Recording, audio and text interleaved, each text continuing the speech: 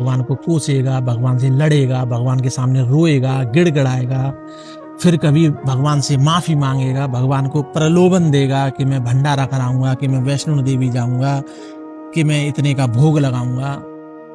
लेकिन सच तो ये है कि भक्ति करने का मतलब ये नहीं कि आपकी जिंदगी में कभी दर्द नहीं आएगा या कष्ट नहीं आएगा। भक्ति कोई ऐसा सौदा नहीं है कि आपने भगवान की पूजा की और बदले में भगवान ने आपकी जिंदगी से सारे दुख खत्म कर दिए। क्योंकि अगर ऐसा होता तो शायद इस दुनिया में कोई भक्त कभी नहीं रोता। स्वामी विवेकानंद जी को कैंसर नहीं होता, सुदामा जी जीवन भर गरीबी का जीवन नहीं जीते, प्रहलाद को कितने कष्ट आए थे, रामकृष्ण परमहंस को गले का कैंसर हुआ, मीराबाई को भयंकर कष्टों में थी मीराबाई जी, और अंत सभी भक्तों का आप जानते हैं क्या हुआ था, बहुत ही सुखमय अंत हुआ था, भगवान प्राप्त हुए थे सभी को।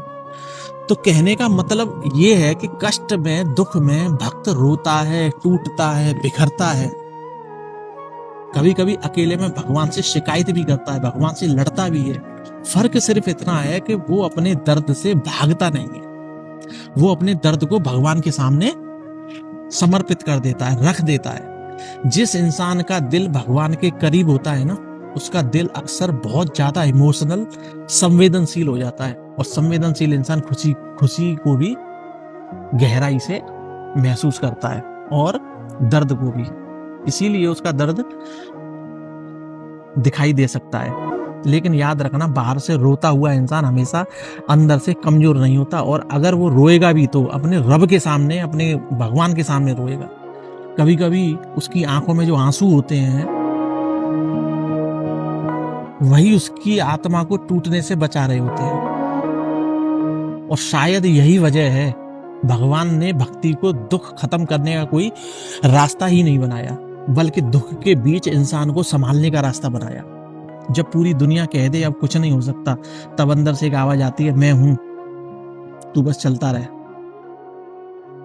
इसीलिए अगर कोई भक्त आज दुखी दिखाई दे रहा है तो ये मत समझना कि उसकी भक्ति हार गई।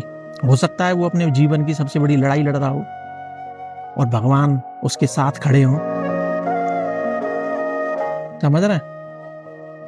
भक्ति दुख मिटने की गारंटी नहीं है। भक्ति उस दुख में भी टूटकर बिखरने से बचने की ताकत है। राधे राधे दोस्तों।